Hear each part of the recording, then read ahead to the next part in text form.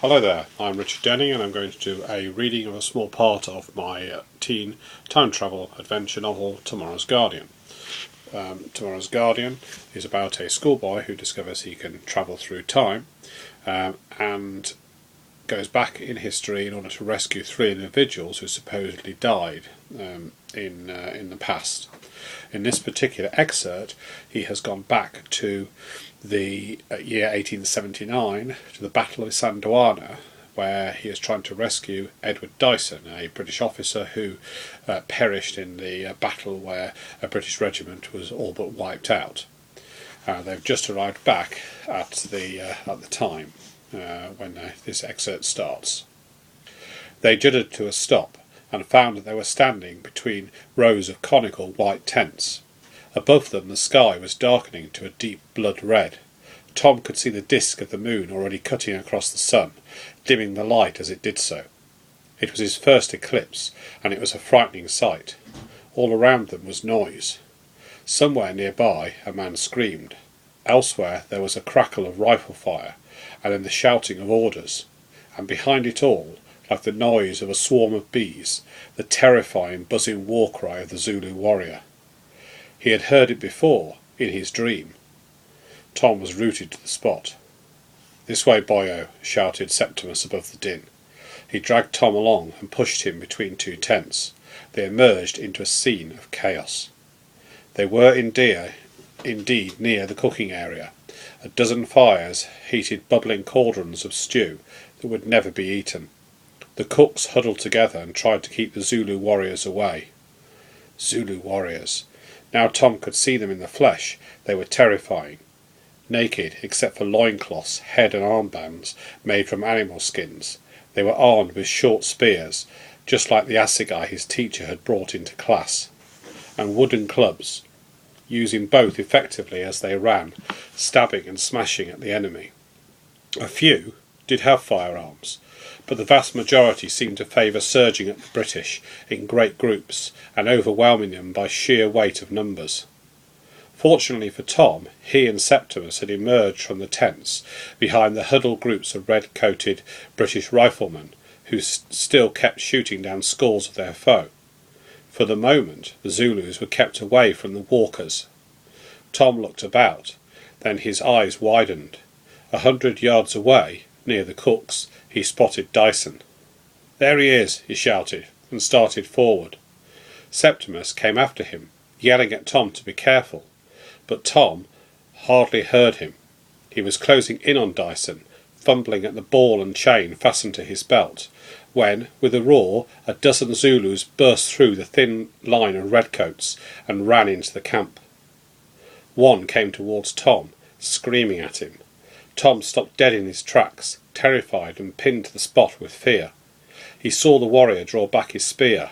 "Look out, Tom!" yelled Septimus, and the voice freed Tom from his paralysis. At once he knew what to do. He charged towards the Zulu. Then, just before the spear point reached his body, he walked through the void, shifting himself a few steps forward.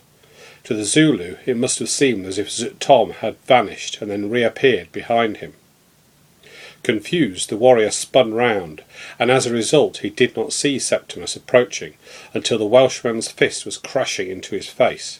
The time traveller leapt over the Zulu, who had collapsed like a sack of potatoes, and sprinted on after Tom. Tom could see Dyson, but was still yards away when a score of Zulus closed in on the lieutenant. Their spears went back, ready to strike him down. Tom shifted himself 10 yards forward in an instant. Reappearing in front of the startled officer, he grabbed the man's jacket and shifted them both another dozen yards into a nearby tent. A split second before he walked them both, Tom felt a hot pain in his side as the spear point ripped into his flesh. Then they were gone, reappearing inside the tent. He and Dyson collapsed onto the ground. Shaking with fear, the lieutenant was on his feet in moments, and with shaking fingers was trying to push a bullet into the empty chamber of his revolver, when Septimus burst through the tent flaps. "Damn, but you're good, kid. I've never seen anyone move so fast. Septimus stammered, as he saw the blood trickling down Tom's side. Wincing, Tom looked up at Dyson. The English officer's face was pale, and he was panting hard as he stared at the two of them, his eyes wild and confused. "Who the blazes are you two?" Dyson demanded. He pointed his revolver first at Septimus, then at Tom, swayed and collapsed in a dead faint, toppling to the ground. Septimus leaned over Tom and pulled him to his feet. "You wounded, Boyle? We must get out of here." Outside there were growls, roars, screams and yells as the battle raged on. Then they heard raised voices in a language Tom did not understand coming closer. He tried to reach out to the flow of time, but he was now weak and exhausted, and could feel nothing there. He began to panic. I can't," he whispered. "Tom, we must go now," Septimus said urgently. His voice etched with anxiety as he flicked his gaze up to the tent flap. Tom tried again, conjuring the clock face in his mind, but he could not feel the stream of time he needed in order to walk the three of them back to Neoptolemus's office. "Sorry, Septimus, I can't do it," was all he could manage to say before gasping in pain. The assegai wound must have been deeper than he first thought, because the pain was getting worse. Reaching down, he felt the blood trickling out of him, and it seemed as if his strength was dripping away with it. The world was starting to go dim and distant, yet, somehow, he knew he must get away from here. In his mind he saw the cone-shaped mountain of Ilsandwana, and with his hands reached out for the unconscious body of the British officer. Septimus had picked up the officer's revolver and stepped back to stand between Tom and the door. The tent flap was suddenly yanked to one side, and two huge Zulu warriors entered, their bright spear points at the ready. Then there was the sharp crack of a gunshot, and one Zulu reeled back, grasping his shoulder.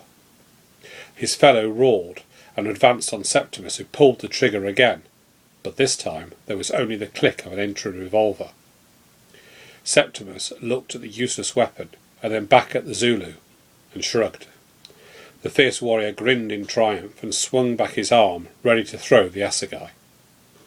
And that's the end of the excerpt. If you want to know more, you need to go to my website, www.richarddenning.co.uk, and you can read the first part of the book and find out where you can buy it in both hardback, paperback and in Kindle form.